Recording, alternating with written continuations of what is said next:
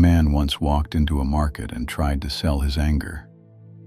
He placed it on the counter like a merchant presenting rare silk. He said it was powerful. He said it had kept him alive for 20 years. He said it burned so hot no one had ever dared to challenge him.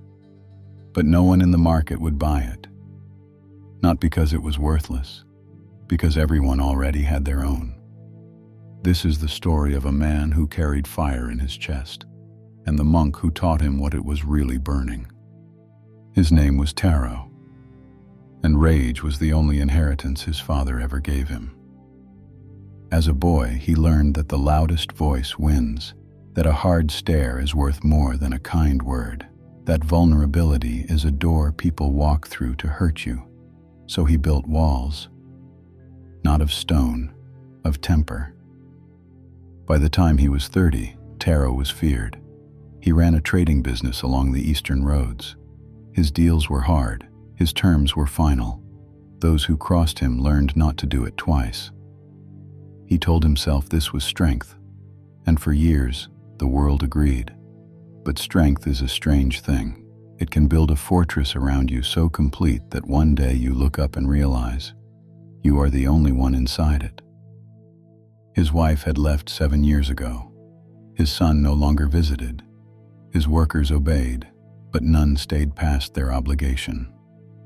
One night, after a deal that should have felt like victory, Taro sat on his porch and noticed something. His hands were shaking, not from cold, from something he had never once allowed himself to name. The monastery was 3 days east, set against a cliff face where pine trees grew sideways from the wind. Taro did not go there to find peace. He went because his body had started to betray him. Chest pain, sleepless nights, a jaw so clenched that 2 teeth had cracked. A doctor had told him, "Your body is at war with itself." Taro had fired the doctor. Then he found another who said the same thing. The monastery was small, ordinary. A young monk met him at the gate and led him without a word to a room no larger than a closet. Taro looked at the thin mat on the floor, then back at the monk. "This is a mistake," Taro said. "I need to speak with the master." The young monk bowed.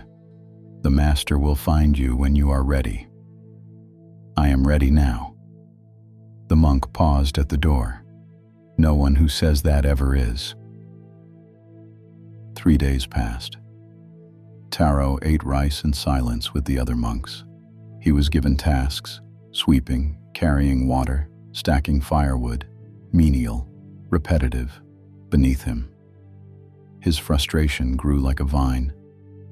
On the second night, he slammed a bucket against the well, cracking the wood. On the third morning, he shouted at a young monk for walking too slowly. The courtyard went silent. Every face turned toward him, but not with fear, with something worse: pity. That evening, the master came to him. She was not what he expected. Small, perhaps 70, her hands resting in her lap like sleeping birds. She sat across from Taro and studied him the way a river studies a stone, without effort, without hurry. Taro spoke first. He always spoke first. "I came here because I am unwell." She said nothing. "My body is failing. Doctors cannot help. I was told you might." Silence. "I have money. I can pay whatever." "Tell me about your father." Taro stiffened. "My father has nothing to do with this." "Then it should be easy to speak of him." A long silence. Taro's jaw tightened, the old familiar clench. "He was hard. He believed softness was death. He taught me to never let anyone see weakness." "And did he follow his own teaching?" "Perfectly." "And was he at peace?" The question landed like a stone in still water. Taro opened his mouth, closed it. His father had died alone, in a room above his shop. It took 2 days for anyone to notice. No, Taro said quietly. He was not at peace. The master nodded. And yet you carry his fire as though it were treasure. She reached beside her and placed a smooth river stone in front of Taro, dark, heavy, warm from her hand. Hold this. He picked it up. It fit perfectly in his palm. Now close your fist around it, as tight as you can. He did. This is how you have lived. Gripping. Always gripping. Tell me, can you feel the stone anymore? He could, but barely. His fingers had gone numb. Now open your hand. The stone has not changed, but notice, your hand can breathe. You can feel the air, the warmth, the weight. She paused. You did not come here because your body is failing, Taro. You came because you have been holding on so long, you have forgotten what it feels like to let go.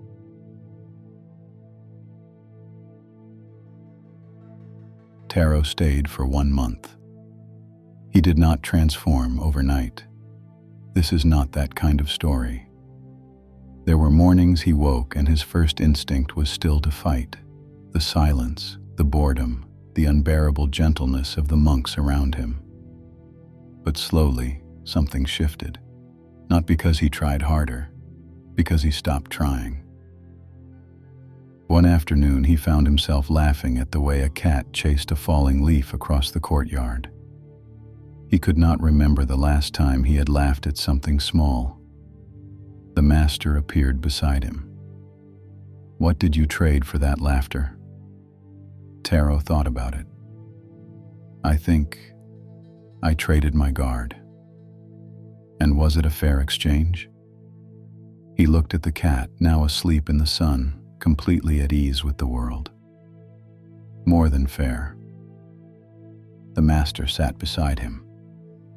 People think letting go means losing power, but holding on to anger is like gripping a burning coal. You are the only one it burns. She looked out at the mountains. Your father gripped his coal until it turned him to ash. You do not have to do the same. Taro said nothing. But for the first time, his silence was not a wall. It was a door, left open. When Taro returned to his village, the market was exactly as he had left it. The same merchants, the same noise, the same sharp voices jostling for advantage. A man he had once fought with in a deal saw him across the square. The man tensed, bracing for confrontation. Taro walked toward him and bowed. It was not weakness. It was the most frightening kind of strength, the kind that no longer needs anyone to recognize it. That evening, Taro sat at his table and wrote a letter to his son. It was short. It said, I have been holding a fire that was never mine. I do not want to pass it to you. He did not know if his son would read it, but for the first time, the writing mattered more than the reply. A man once walked into a market and tried to sell his anger. No one would buy it. Not because it was worthless, because everyone already had their own. So he did something no one expected. He set it down and walked away lighter than he had been in 20 years. What are you still gripping? And what would happen if you simply opened your hand?